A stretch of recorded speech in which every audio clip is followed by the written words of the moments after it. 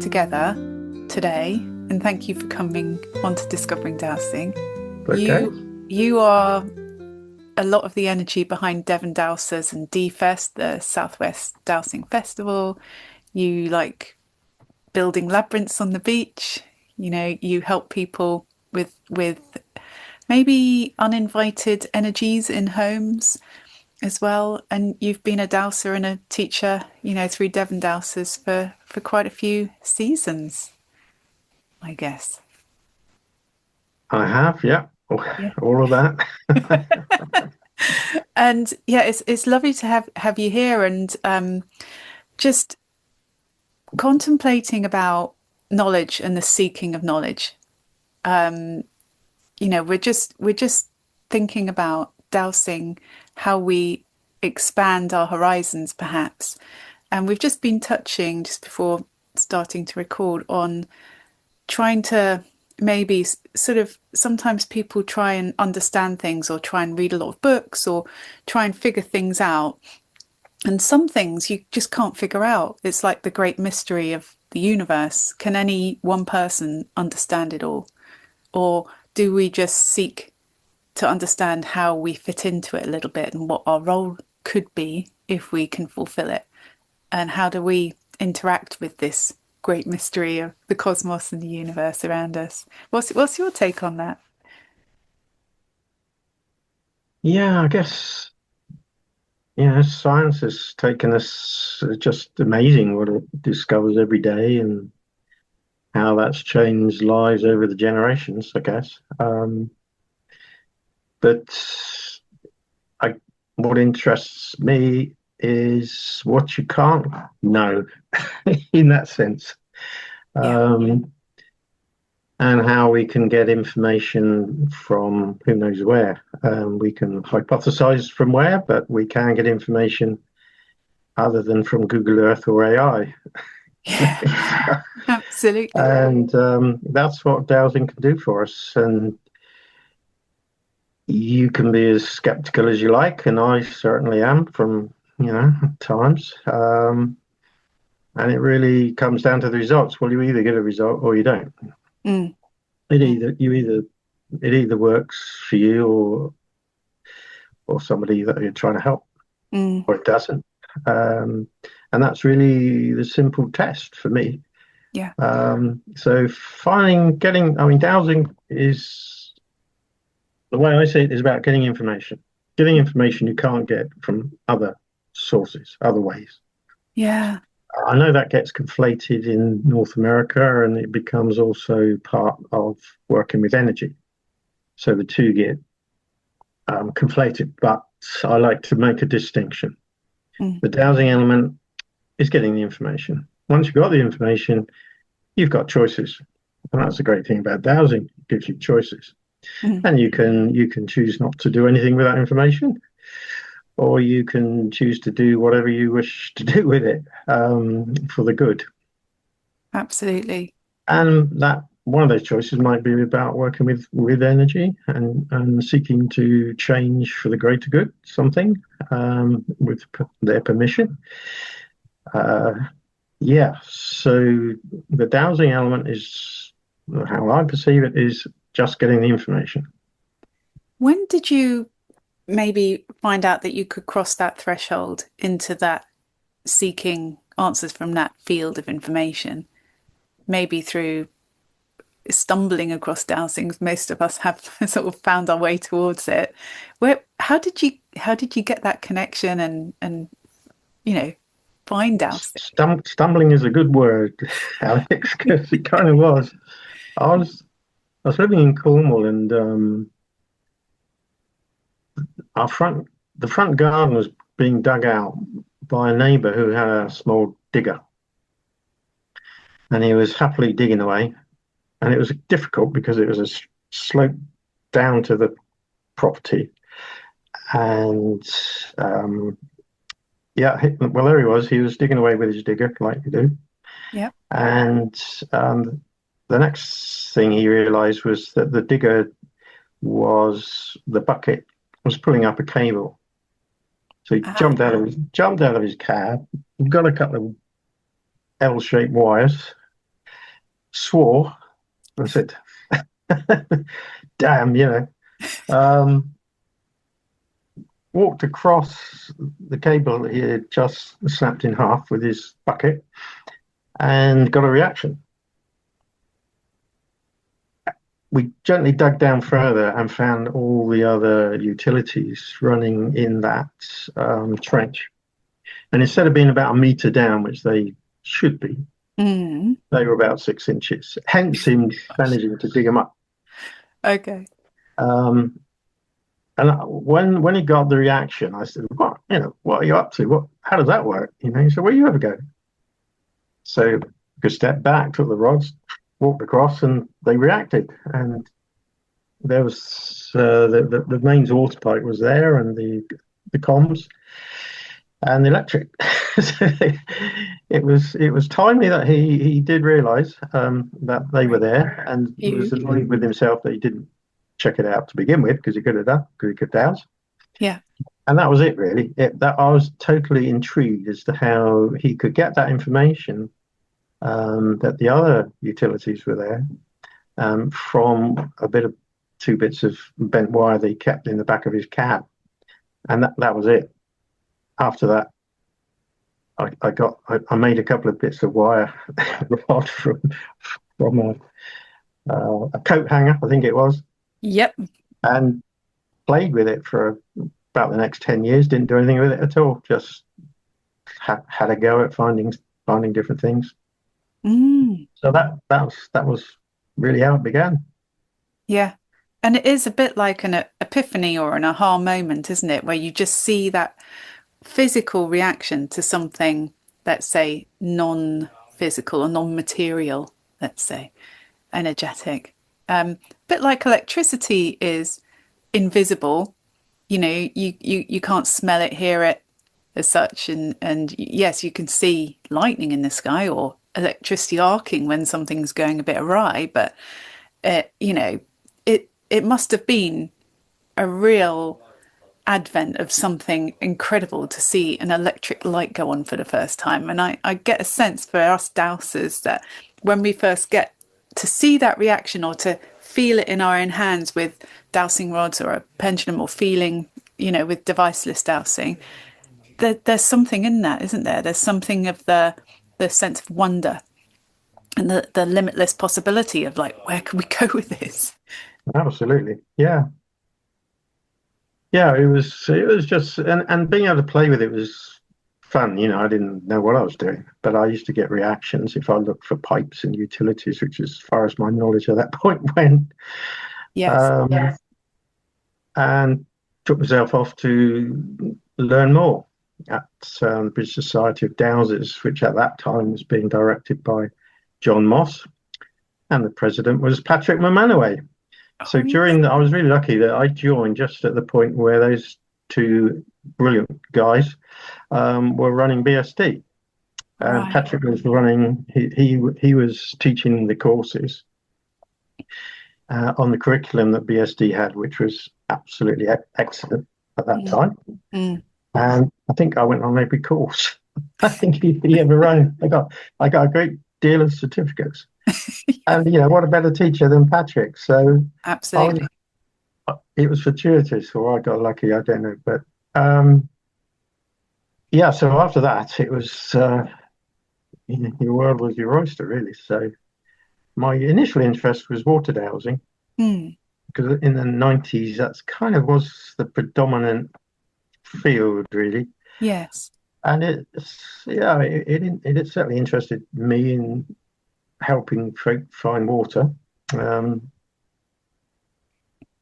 where I lived at that time was on chalk. So really, you don't need a water dowser on chalk. You can dig a hole anywhere, and you'll get water. If you get below as long as you get far enough below the water table, it's an aquifer, and Yes. If you want the best water and the most of it, as much as you could get, then yes, dowsing would certainly help a driller. But my interest sort of went in other directions after that. But did get a hole drilled in America. I was with some friends, ride a Harley over there, and we were just on our way home, dropped off to see if retired dairy farmer Dan, who had just bought a property, and he didn't have any water, and it was out in the middle of North Dakota. Okay. And I said, well, could douse for you if you want to get it drilled. So we got off the Harley and walked around his yard and found a spot. And he said, right, bang a stake in there. I think I got that it was going to be, it was very shallow, so he didn't have to go fast, about 30 foot down, I think, 7 gallons a minute. So it's like, well, that would do, because he just wanted it for domestic purposes. Yes, that's decent flow. Yeah, and I caught the plane home. Didn't see him for another 2 years, because like the next year we didn't catch up with it. But 2 years later, I said, Dan, do you ever get that water? And he said, yeah. I said, well, how much you get? Where was it? Did it hit the spot? And it was just so nonplussed. He's a dairy farmer. And he's like, he had boreholes drilled all his life, so it was no big deal to him. Yeah. But I was interested. So Yeah. he said, "Oh yeah, of course we did. Yeah, we drilled." He said the driller came and he said, "Oh, the best water you're going to get is over there in that corner." He said, "Well, no, I want you to drill here." And he said, "No, no, no, no, over here." And he said that 3 times apparently, this driller. And Dan said, "I'm not going to pay you for those holes." He said, "I want it here." So he drilled 3 holes and got nothing, and then he drilled where we got the spot, and he got the water. Mm. And so that was pleasing. Yeah, it's good to get that, like you were saying, that literal feedback. Does it work? Does it not? Yeah, That's absolutely. such a good example of that, isn't it? Yeah. So I mean, I wasn't going to pursue water dowsing from there on in, but it was great to know that it was all accurate, and Mm.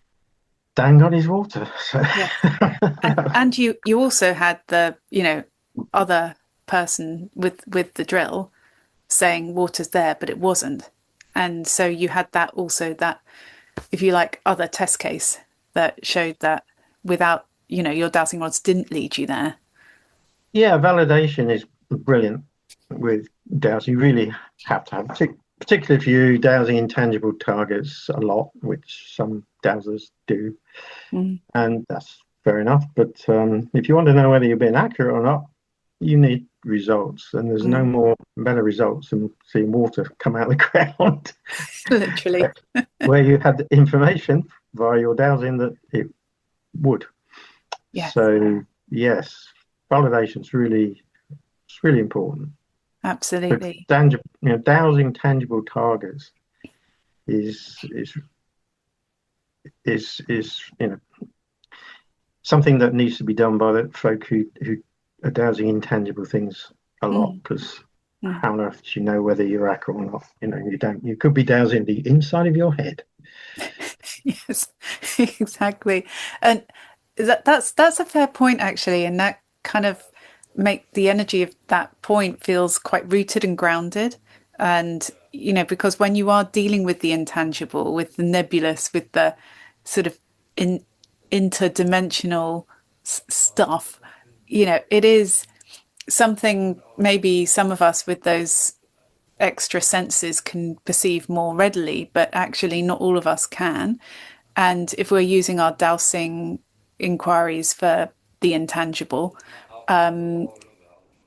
it can for people, let's say on a spiritual sort of path, the higher up people go, sometimes the more untethered they can become to the here and now. Some people talk about going out of body, or some people get so in, let's say, the spiritual haze that they forget about eating, the earth type stuff. And actually, that's so important as a counterbalance to the higher vibe stuff, just to be rooted. We're in a human body for a reason. We're walking on the earth for an actual reason. And it's not just about shooting for the stars and floating around. It's actually to be embodied and learn about the body's wisdom, maybe perhaps through the art of dowsing, but actually yeah, staying centered is super important, I would say, with all dowsing. Absolutely, and I would argue that my experience is if you're not grounded, if you're not centered, earth, call it what you will, you're probably not dowsing. You really have to be in the dowsing zone, which is about being totally earthed, Mm. um, but equally connected with the cosmos, if you like. It's the two. It's that sort of paradox. Yes. You're Yes. you're connected with all that is really, Yeah. um, Yeah. and in that moment you lose yourself. Self being ego, Mm. and ego seems to be something we need to get through life, but it certainly is of zero help when it comes to dowsing. Yeah. You got to get it out of the way, and you've got to be unattached, completely Yeah. unattached to the outcome. You just want the truth, and whatever that is, period. End of story. You just want Mm. the truth. Mm. But that's not so easy to do in the sense of making sure you are really, really earth, and you're not dousing your second guess. Mm. Absolutely. It's a bit like what you're describing. Just I'm just getting a picture of when you learn the piano, anyone can play 8 notes of a scale, juddery or not, but it's actually the fluidity of the playing without thinking, oh, aren't I a brilliant pianist? Or, look at me, I can play these 8 notes. But it's more playing them effortlessly, but without having too much skin in the game. You just play the scale. It's good to practice, good to get that muscle memory. And you know where your fingers fall without having to think about it. And it's that similar mindset when you've mastered the scale of whatever key. It's that similar feeling you get when you're dowsing that you get into that zone. It's well honed, it's well practiced, but you don't think, "Oh, I'm the world's best dowser here." While you're doing it, but you're going to have a few slaps in the face, I think, with your answers if you think that wanging your dowsing rods around. Yeah, absolutely. If you think anything near that, you're going to be tripped up, well and truly. Definitely, definitely. Yeah, but it's a pretty tricky thing to do is to get yourself out of the way. Yeah, Because that often takes practice. we're emotionally committed to something. We're either dowsing for ourselves because we want to find out, I don't know, if we've got a health issue, we want to try and find a source of that, perhaps, or equally trying to help somebody else.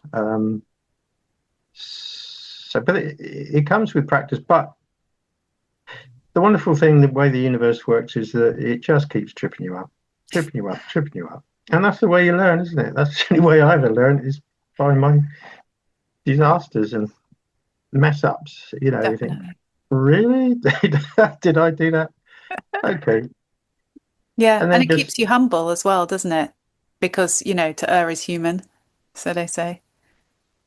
well, being humble, yeah, choosing to be humble sounds a bit sort of egotistical, doesn't it? But yeah, I mean, in terms of how many times you fall over, yeah, that keeps you humble Mm, because that's the way you learn. Well, at mm, least the way I learn. Um, absolutely. and you had a go doing it this way, so that didn't work. So have a go doing it some other way. So using your imagination, dowsing imagination, I think that's something which is underestimated. You do need to be able to get beyond the analytical, beyond the box. Yes, Just be because open to any possibility that you could not even think about. It's just yeah. yeah. Yeah, thinking that lateral way you've just been describing there, Gwyn, and being open to other possibilities is so healthy because I find that what happens in my path is that I get something presented to me or dangled a little bit that drops into my path or my development that I can just stretch to and start grappling with or start playing with a little bit. And you get shown or given jobs to do or things to grow with Mhm. that you can reach for and attain, let's say. It's you're never given so far, in my experience, you're never given something so far out of reach or out of your realm of comfort that that you're not ready for, energetically, spiritually, psychologically. I just find you get these little stretch things happen here and there that you're like, oh, that's a new way of seeing the world, or oh, I never knew that, or how interesting. And there are these little pieces, these little nuggets of illumination that drop in, and it can be quite profound, even though they're subtle or small, small little moments. Yeah, absolutely. And you're right. We are taken to different places, and as Dowsers, we're all we're all different. Statement of the obvious. But yeah, and our take on a similar subject to somebody else may be different, and that's fine. That works. It's just I do avoid people who are dogmatic about anything Mm. because Yes. it just, in my experience, yeah, maybe, just pretty much everything's a hypothesis, really. And once you come up with an answer, well, you only going to got part of an answer, then, well, create another one, create another hypothesis. Yes. If you think Yes. you suddenly found the answer to whatever, you're going to fall over pretty soon. Yes. And nothing stays the same anyway. Yeah, So, absolutely. So it's good fun having. As some wise person once said, your mind's rather like a parachute and it works better when it's open. It's, that's a it, really good one. Can I take that one, please? I you love can, that. yeah, Not heard it before. So so when did your mind open? You said you started out with the sort of the practical dowsing and maybe water dowsing, and then you kind of hinted that that was fine, but it wasn't what you've expanded into. You moved on from that. It wasn't ever going to be your, let's say, career being a water dowser. What happened? How did you expand into the kind of dowsing you've ended up doing?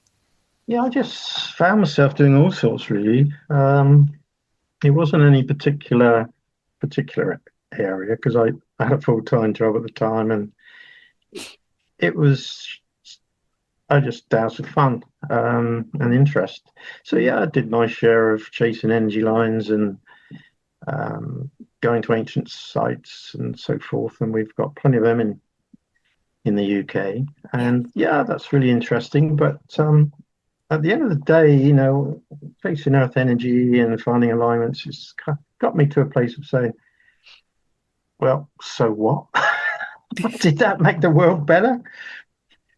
No, did that was that interesting to me to chase Earth mysteries? Well, yeah, it was kind of interesting, but really, did it make a difference?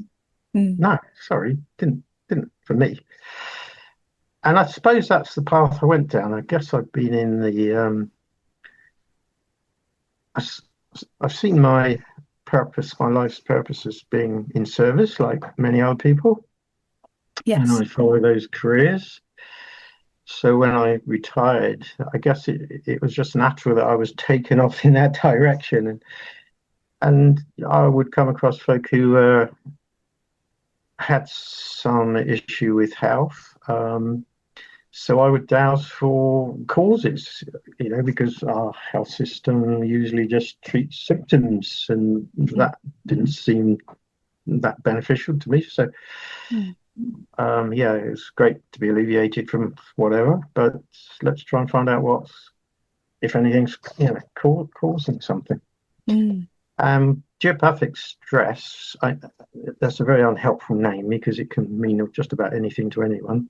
Yeah. Um, but what I mean by that is it's something in the earth that's a person is having a lot of contact with that is causing their but certainly in part, their ill health. Mm. And I think that was probably one of the things that I came across, that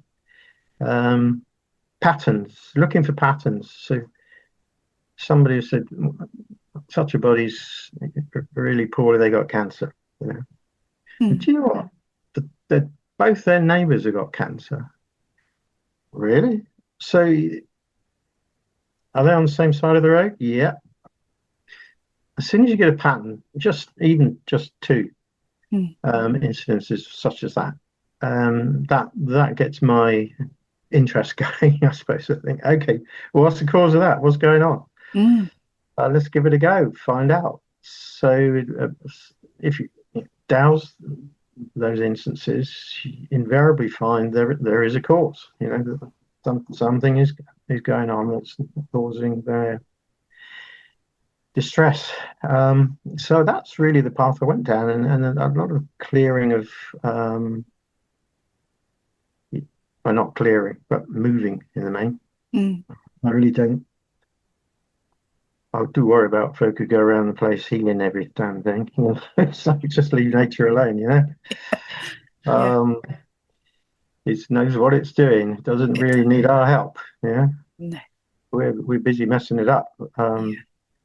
Yeah, let's clear up our own mess. But certainly, if something in nature is causing harm that one can mitigate to an extent, then let's have a go.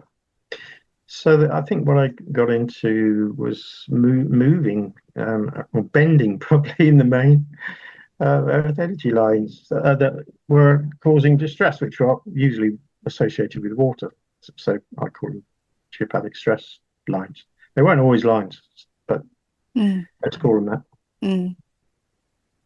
Four folk who I found had some serious illness going on. And obviously, you can't move them to give them to somebody else. So if somebody's in a terraced house, you couldn't move them out into a field somewhere Sure. because you can't give anything or anyone the same problem. It's not sound, but you can squish them up. And I suppose that's the bit that I found when I say one can. I don't believe it's not me that's doing it. It's my intent, if you like. Yes. But so a terrace house is a good example. You can't do much with that, but you can squish it up the line that's 2 meters wide into something that's about 2 inches wide and stick it into a wall and not have somebody sit in it or lie in it all day long. And that's what I found myself doing more and more of, really. And the effects, you got feedback because people felt better because often in the first place they were either ill or somebody was ill or they were or just didn't feel right. Mm. They wanted to rent a cottage or had rented a cottage and found that it was just felt really sort of weird Mm. and unpleasant. So to be able to move and living in Devon, it's pretty easy. A lot of people live near fields. You can just bend it around in the field and no one's going to get affected by it because you Yeah. check that out.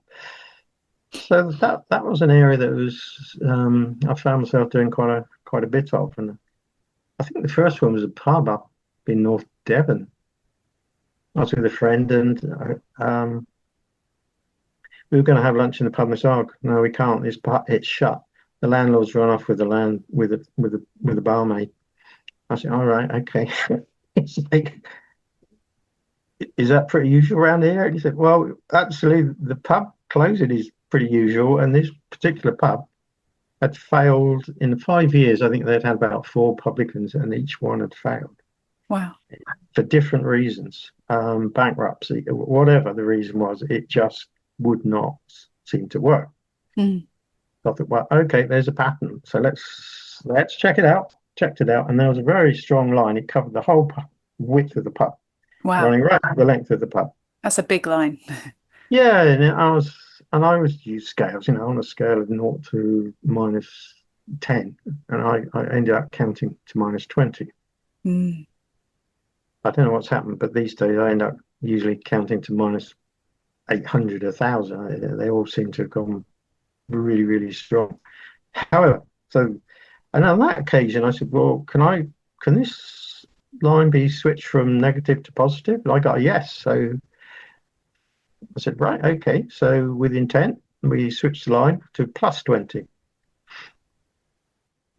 and left it at that, really. So that can't do anyone any harm. Did check, but Mm. It's good to do that. Yeah, I came back about a year later. I said, "Hey, how did that pub get a bit on? Did anything happen?" He said, "Oh yeah, it got sold about 6 months ago, and it's opened up, and it's again, and it's thriving. It's become a sort of pub restaurant, and you have to book up to have a meal there, and it's doing really well. So that it's little bits of feedback like that which are great, you know. Mm. 'Cause it's okay, so something worked there. Yeah. So that kind of work is good. I mean, another occasion which is a little more wacky, extreme, I don't know, was on a course. One of the members, we were dowsing geopathic stress lines, and I think I always like to do that. Saying when you go home, if you do nothing else on this course, you learn how to find one of these energies. Just check your house, check your bedroom, check all the floors in different directions. Maybe not sleeping in this stuff or like, you know. Mm. And contacted me a few weeks later saying, well, actually, I've realised that where I live, there's a cul-de-sac surrounded by houses which you can drive into this cul-de-sac. Hmm. And nearly everybody around this cul-de-sac at some point has been quite seriously ill. And so Okay. that, again, pattern, you know, that's more than a Mm. coincidence. And we're talking about a beautiful place out in the country. Um, checked it out, no lines. So I rarely go to anywhere. I usually just map house from Google Earth. Hmm. And yeah, there was something really strong right in the middle of this cul-de-sac, and it ended up as a rectangular shape on the map. Okay. Yeah. Um, and I thought I really need to go there. So I was passing by one day, and I thought, okay, I will go there. So I dowsed it, and it was okay. So what is, you know, rectangular? That feels like some kind of pit. Pits. Okay, is this a pit? Yes. Are there bodies in this pit? Yes. Mm. So that I've come across it before. Is it a plague pit? Yes. Okay, what's the date? When was this made? I think it was about 1349, something like that. And my history is not in my head anymore. So when I got home, I checked out when was the bubonic plague on Google, and I think it was about 1346, something like that, to about 1350, the first one, because there's many others. Okay. Yes, I will. So that's kind of it's kind of interesting when you and I doubt that there were 29 bodies put in there, but the thing that was going on was that there were 13 spirits who were stuck, who did Ah, not wish to move on. okay. So I released them and asked if I could mitigate the energy that was coming off there, because it wasn't like it was coming off with ill intent. No. It just was. And clearly affecting these good folk who lived around it. And I couldn't think of a way of doing it. And then I thought, well, okay, so if this is energy, if it's going sideways, how can we contain this and let it go up? Does Mother Earth want it? Yes or no? No, thank you very much. It was already in Mother Earth. Does the air want it, go sideways? No. Right. Is it okay for it to go, this energy to go upwards? Yes.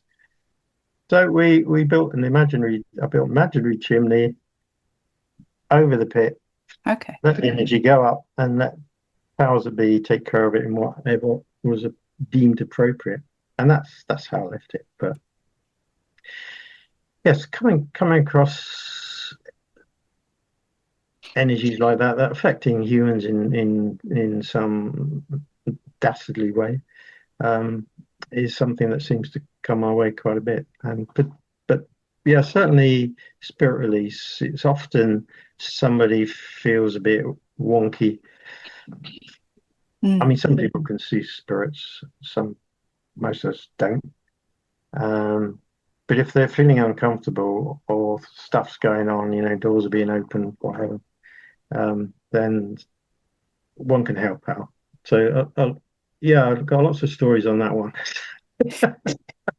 And they are stories sometimes that part of the process of helping that spirit moving on is sometimes it's about the story being heard and recognized and understood in some way, like the manner of the passing, or something about their life.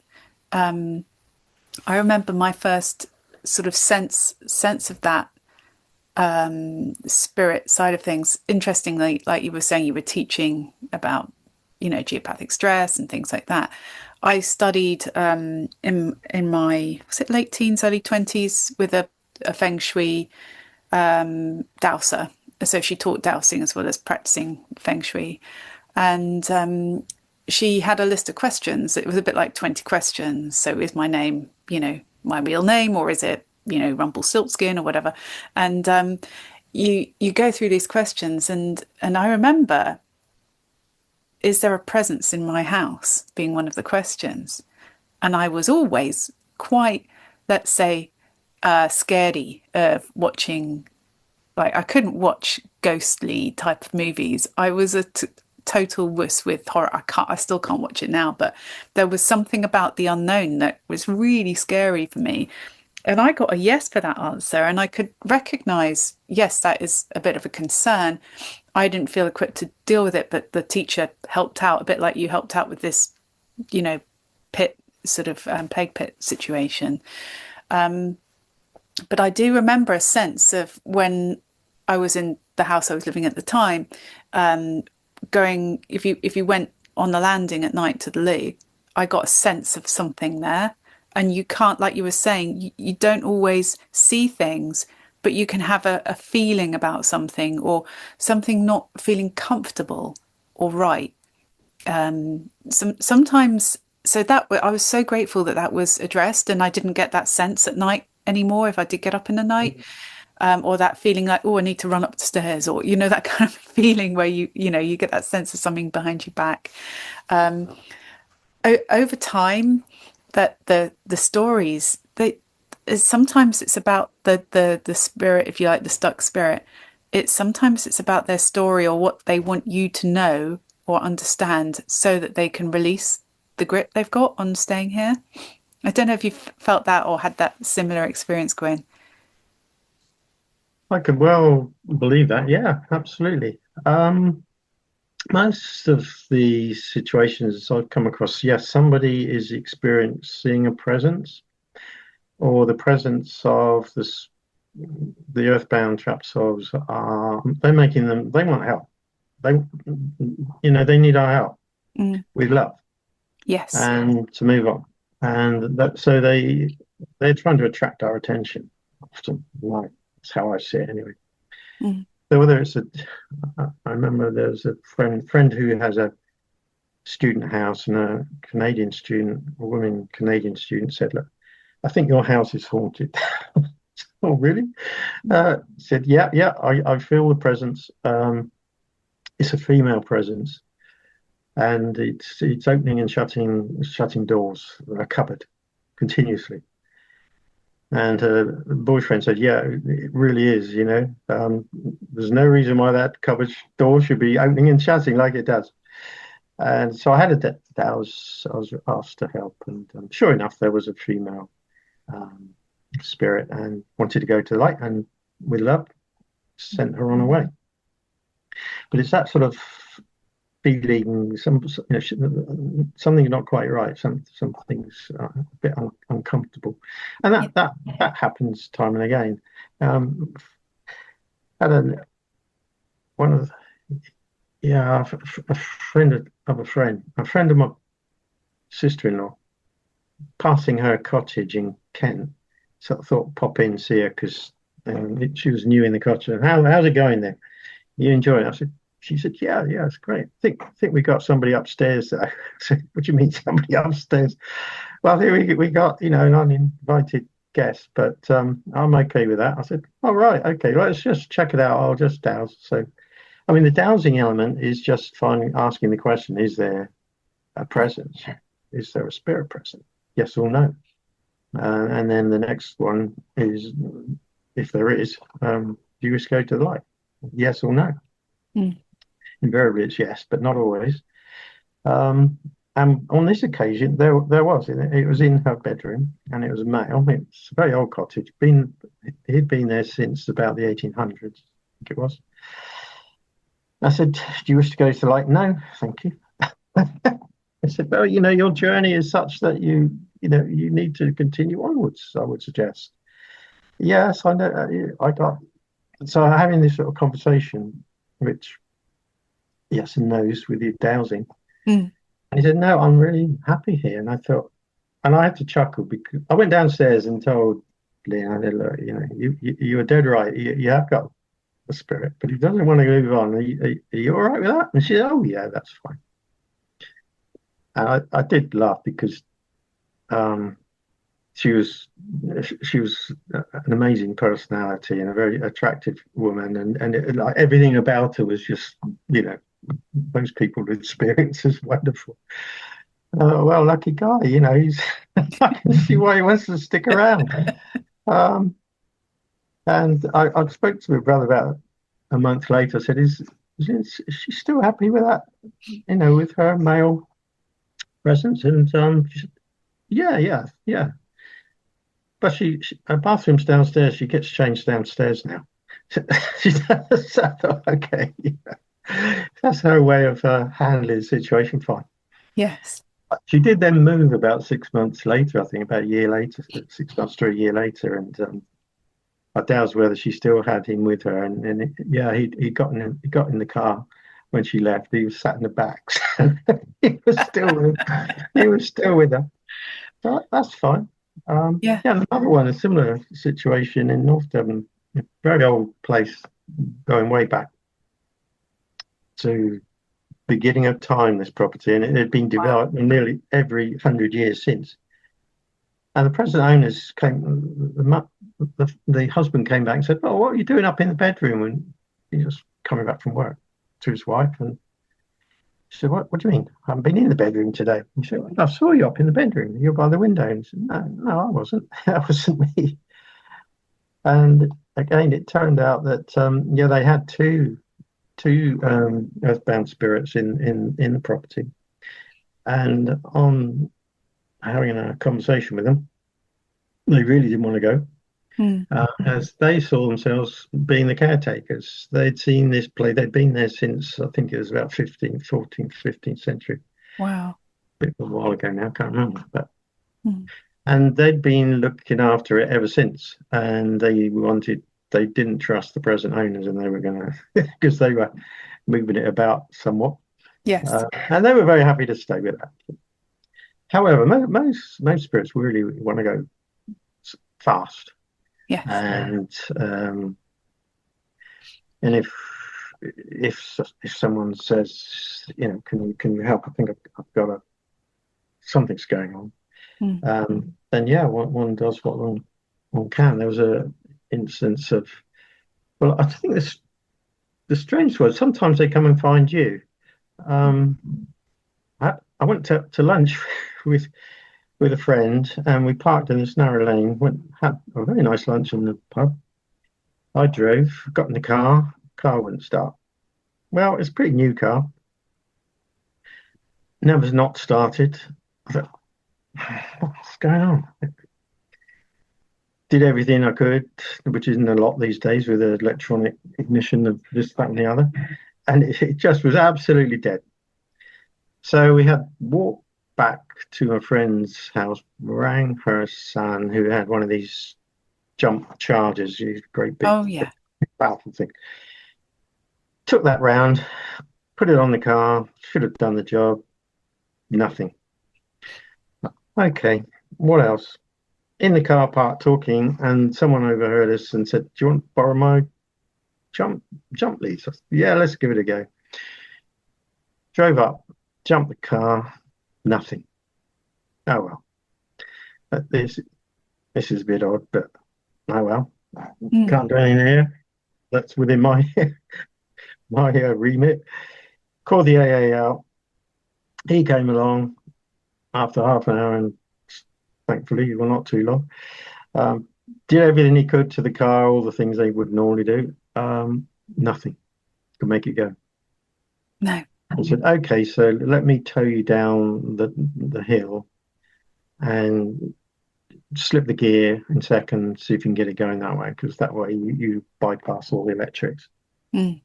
Did that and bang, fired up, and it worked. Drove it back to a garage, left it at the garage, and in the morning I said, look, this is a problem. Can you fix it? It wouldn't start seriously when you try and start it, normally. And they did. They by the end of the day, they tried it 4 times, and it started first time every time. And I thought, hang on a minute, something's going on here. Yeah. The penny dropped.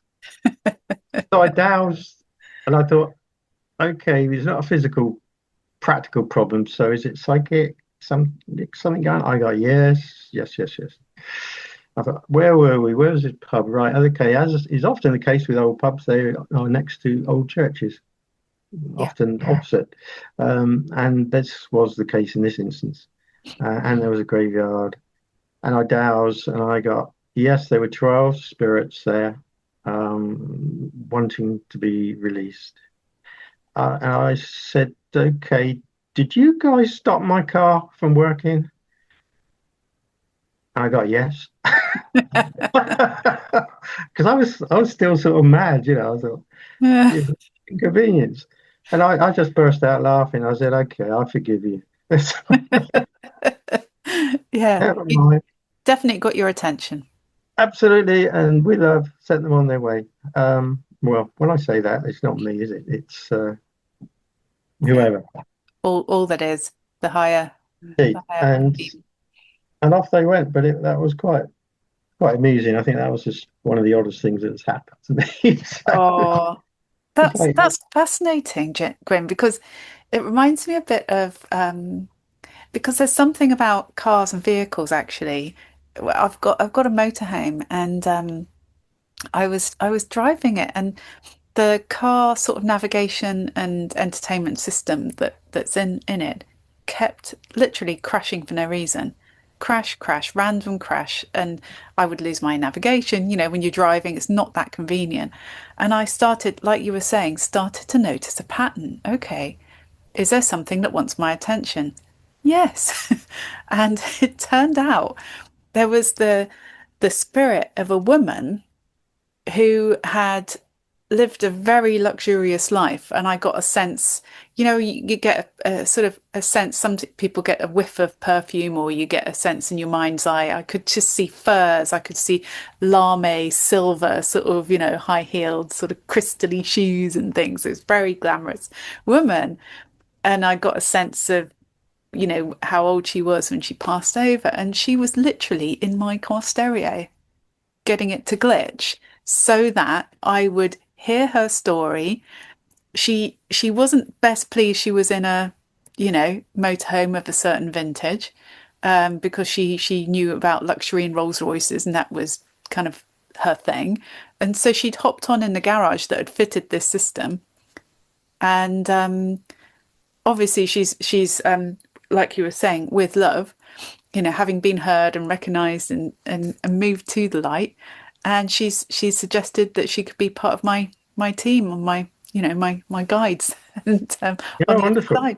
So you never know why something electrical might be glitching, and it can pay to be curious that, okay, is this energetic, or like you were saying, psychic? Because people do often say about stories about lights flickering, or radios sort of glitching out, and just that can be a way that the non-physical beings can try and get our attention, so that we hear Mm, them, so to speak, or we see, oh, there's something that needs our attention. absolutely. I mean, that's my experience, for what it's worth. That's always the case, that they are looking, if something's moving, something gets moved, or if TV's going on and off and you didn't do it. Invariably, they're trying to tell you something. They're trying to seek your attention. and how that gets sort of translated in modern drama and storytelling is just I just find a bit crazy, really, because it's not a it's not a big deal, stuff gets moved. Well, yeah, the spirits are trying to get some help, for goodness Yeah. sake, just tune in, Yeah. and it's nothing to be fearful of. You've got to come. Well, it depends where you stand. Don't you? You either stand in the track of fear or love, and Mm. if you're going to spend your life stood in the track of fear, I guess you're going to see everything as threatening and negative and anxiety making. But if Mm. you stand in the place of love, then they need help. Mm. I don't understand why they get stuck. I haven't figured that one out. Most don't, but some do. Mm. Um, but yeah, I got gentleman in southwest of well, in Cornwall, and about every month he'll email me saying, Gwyn, we the TV's going on and off, the stereo's going on and off. Well, it's not us. We can't sleep. Oh, The washing machine's being turned on in the night, and please help. We can't sleep. And it's always spirits come in again, and I'm sure that once they know that you do these things, mm. they tell all their mates. The word Yeah. goes out, and it Yeah. keeps showing up. And there's a spirit line, which I'm not sure what one of those is, but it seems to be a pathway between A and B, Mm. and not too far from them. I did move it a little further, quite a bit further away, but they still find this chap because I guess they know that he's able to help, Yeah. and because he contacts me, Yeah. so off they go. But yes, electronic stuff's great, way to communicate messages. Uh, Absolutely. Absolutely. And back to your reason, and yeah, spirit lines are good to know about as well. And um, you know what could be the potential reasoning of why some people in spirit form get stuck here on the earthly plane. I remember my sort of spiritual mentor and teacher of healing arts and stuff. She came from a line of healers, and her father was on the battlefield in the war and helping move soldiers who just recently deceased move their souls to their light, the light, if you like. And I guess sometimes, there are battlefields and people can feel those energies. Sometimes that may not have happened. And people, if they do cross over very suddenly, or lose their life suddenly, that there's sometimes a bit of shock or unreality about what's actually happened, and sometimes there's a sense that the spirit doesn't actually know that it's no longer in the mhm, physical. Sometimes maybe it's fear of repercussions of, oh, am I going to be punished for what dastardly, whoever I was person in life. mhm, And because there's like you're saying, the track of fear or love, there's a lot of fear that's been taught about consequences of judgments, actions, inactions, and thoughts. That some people, I get a sense that they're so attached to the material, that sort of, again, we're in the season of Taurus now, and that's that comforts and sensory stuff about food and cooking and home. Some people are so materially connected with that, they maybe don't want to be in the ether just floating around somewhere towards the light. They want to be here and so living, feeling, tasting, experiencing. yeah, all of that. I mean, we could make it lots of hypotheses. Yeah. Who knows? Who knows? Who I mean, I've knows? certainly come across. There was a beautiful, when I say beautiful, a very well decorated bungalow. It's superb. Um, and it wasn't surprising because the guy who owned it was a builder and decorator. But his wife hated this place, absolutely hated it, and she was very ill. Mm. Um, Asked if we would go and check it out, which did. Mm. And there was well, there's a whole lot going on in the garden, but we won't go there. Mm. And but in the in the house itself, there were two spirits. I said, who owned it before you? And it was a couple who had it built, and they absolutely loved this place. Apparently, Yes. they really adored it, and they so much so they hardly went ever. They didn't go anywhere else. They just stayed there and in the village. It was a very lovely village, and Yeah. they were very happy. Yeah. When they passed on, they it would appear, in conversation through dowsing, they were still there. They Mm. didn't want to go because they didn't trust that it would be looked after and loved as much as it was when they were there. That was the answer that came back. Mm. And when I reassured them that, look, you can look around, it's fabulous. This place is, really well cared for, and you don't have to do this anymore. You really don't, and you can go on your journey onwards. And they did. Mm. And what was interesting then was that when I was actually did visit that place, because most of the time I don't do it remotely. Mm. The one bedroom was smelling. I mean, it was beautifully decorated, dry, everything else, but it smelled musty. And in the other bedroom, it was smelt of smoke, cigarette smoke. Yeah. And I said to the current owners, did they smoke a lot? Do you know? And he said, oh, yeah, the guy was a chain smoker. And he died Ah, of lung cancer. okay. But I could actually smell it. So they went with love, and I said I expect the smells to go in about 24 hours, and I think they went in about six hours. It disappeared, and that Mm. it's all clear. So yeah, some folk want to stick around because they don't trust the current owners, which is a bit like the North Devon one. Yes. Yes. They stay around a long time, and they were absolutely. And I leave them to it. I know some people think, well, you should move them on anyway. I don't do shoulds and shouldn'ts. No. No, if they choose not to, that's fine. Like you say, sometimes you come across a situation where they don't know they're dead. Um, but other times, yeah, there's just so many variations. There's a couple in the cottage who realized they had a presence, and actually they saw them. They saw a chap with a cloth cap, flat hat, Mm. and his wife, and they were things were getting a little bit too busy around them.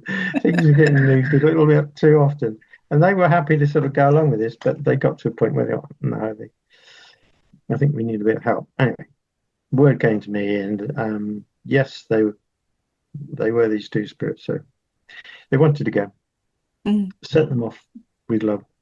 Mm. And in the morning, the wife who lived there went to bed early. Oh, sorry, went to work early at 4 o'clock in the morning. She was on an early shift. Mm. Went to get on a scooter and sat on the seat of the scooter was a red rose.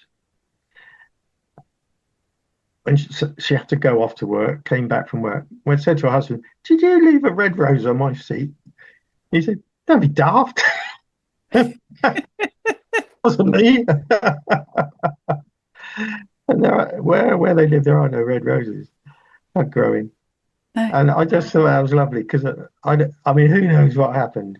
I don't know, but it felt like it was a little thank you. Oh, And those touches are great. that is lovely. That's And really lovely. I had a friend's brother lives in France, had a property in France, lived next to that was next to a graveyard. Beautiful property, brand, very new. They wanted to move to another part of France, and it'd been on the market for 2 years. Could not sell this house, Mm. and it was absolutely structurally everything about it was just perfectly good and normal. Mm. Could not sell it. Um, asked me if I could help. Well, we gave it a douse, and yes, I think there was two earthbound trap souls there upstairs. So moved them on with love, and the house had a buyer within 2 weeks and sold. Wow. So it's when you get little tangible things like red roses and houses selling that you think, Yeah. do you know what, this kind of works, you know? And the funny thing was, I thought, well, my French is pretty, it's not that great. And I was, I wasn't talking to them in French, which makes me realize that this has got nothing, time and space is not relevant here. No. Neither is language. It's No. not me who's talking to them. It's not me or us doing this, you know. Mm. You are just some kind of conduit between, I don't know, Mm. an angel, call it what you like. I don't know. But there's Yeah. somebody out there who works with me and others who fixes this stuff, you know. Yeah. We're just somehow able to make the connections, you know. Mm. Yeah. But, It's like we're facilitating the work to be done, and the work, we've got the orchestra behind us, and the big conductor, and maybe we're yeah, just helping hold up the sheet music, or that kind of thing. yeah, it's a bit like the old telephone operators. You know, you made a call, you make the call, and then oh yeah, I can connect you and stick Yeah, stick the thing into the other guy, and off they go, and you got a connection, and bang, you know. And absolutely. because 99% of the stuff I do is remote, it doesn't matter where people are in the world. You can still um, enable those souls to move on, Mm. which yeah, which is great, um, because it does make a difference to folks' lives. And Yes. funny things happen because negative things crop up. But when I douse and ask, is there an intent of negativity? There isn't. It's very rare. I don't seem to be given that work. Uh, in a lane nearby, there was an accident, and it's just a normal country single track lane in Devon with high banks. Yeah. So you go around corners, you can't see what's coming the other way. Um, Everybody drives them. You get used to it. Yes. And this chap was driving along. Next thing you knew, he was upside down. The car was spun over because he hit the bank. Okay. And no one hurt. Got the car sorted out. Okay. I didn't hear about it then. But the interesting thing was, I think it was a week or 2 weeks later, somebody else drove around the corner. Same thing happened. Bang, we got a pattern. Yeah. Okay. It came to me, I thought, well, what's going on? And I drive down that lane frequently, and I thought, Yeah. there isn't anything peculiar physically that would have caused that to happen. Mm. Um, Thankfully, no one's hurt. Mm. But in fact, there are two things going on. There was quite a strong line of geopathic stress crossing the road there. And about 3 meters away, there was a spirit line Mm. going from one ancient church to another, about 4 miles away. And I doubt how many spirits were on that line that day, and there were four. How many were present? Two, when the crashes took place. And my hypothesis is they were either just crossing, and the guys driving had a sense of presence and reacted. And you would only have to move your steering wheel 3 inches, and bang, you would have hit a bank. Mm. Um, but there was no I got that there was no ill intent. It was just, they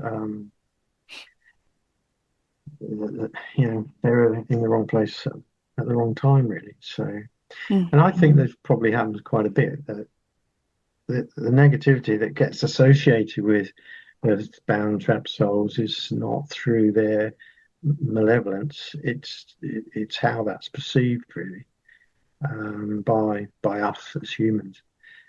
Yes. That's not to say malevolent beings don't exist, because I keep an open mind on that.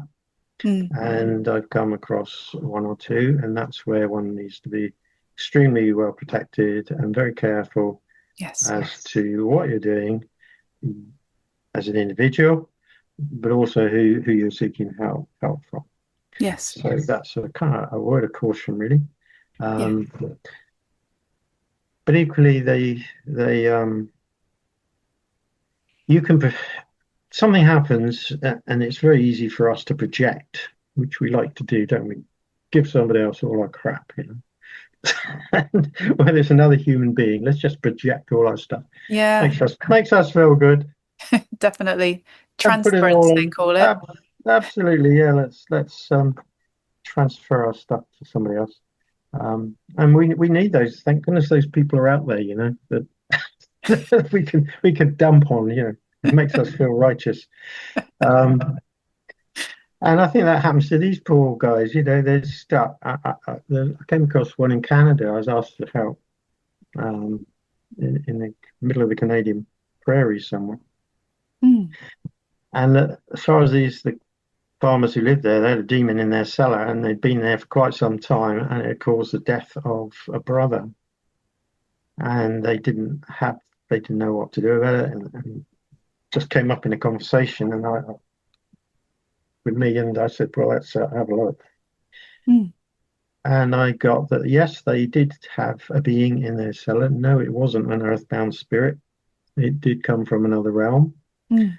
It was extremely annoyed that it was stuck there Yep. and was mad, in fact. Um, had no intent of causing an accident when this guy fell down the stairs. No. He probably got present to it, but Mm. it ended up in a serious, in a fatal accident. Mm. And was desperate to get back to wherever it come from, which I, enabled it to do. But Mm. it's so easy just to project demonic ideas or whatever our view of what all of that is onto something, which I would say beware. That is not always the case, No. and it's often our stuff that we're giving away. Yes. And invariably, when you come across beings from other realms, they need our help too, They do. because they got stuck down here. I don't know what it is, but um, Yeah. and we Through a we could, portal or whatever, you know. yeah, we can send them on the way. Love is a wonderful thing. You can just let's project that, not all the negativity, Yes. and bang, and off. They will find a way. They'll off they will go. Yeah, absolutely. And I guess, Gwyn, what you've been experiencing and practicing, and also the way I felt from moving from that original fear of that, corridor at night, to one instead of what people used to do, which was banishment, let's say, exorcism, that kind of thing, which was, what was that going to do for that lost soul? Probably bind them in chains or some kind of thing energetically. Who knows? What I've found increasingly over time is the love is the key, the loving heart, being coherent and aligned with your heart space, and working through that energy can achieve anything. And it also feels so nurturing as a process for that sort of spirit, you know, guidance or, release or whatever you want to call it, going back home. If you do that with that loving heart energy, it just feels so expansive. It doesn't feel heavy. It feels light, uplifting, and an absolute honor and a privilege to be able to co-create and participate in this work of service. It's illuminating, it's beautiful, it's elegiac. If anyone listening or you, I don't know if you've been in the presence of somebody who is at that transition point from life through the veil to the other side, there's such a golden glow of energy and supportive energy around to help make that process really beautiful and full of love. It's not the end. It's a doorway, and there are energies there to maybe help through that transitional point. But actually being in that loving heart space from whatever we're doing, whether it's, being a builder, putting bricks together with mortar, singing a happy song while you're doing it, making a cup of tea, smiling inside when you're doing it. Oh, how grateful do I feel to be able to boil a kettle and have lovely, lovely water to make a lovely cup of tea at this time of day. And also helping people who have become lost on their path. And like you're saying, all that transference, all that, whatever that outlook is on life, if we can switch it into that love sort of channel, it's a beautiful experience and one to be celebrated, in fact. Absolutely. Yeah.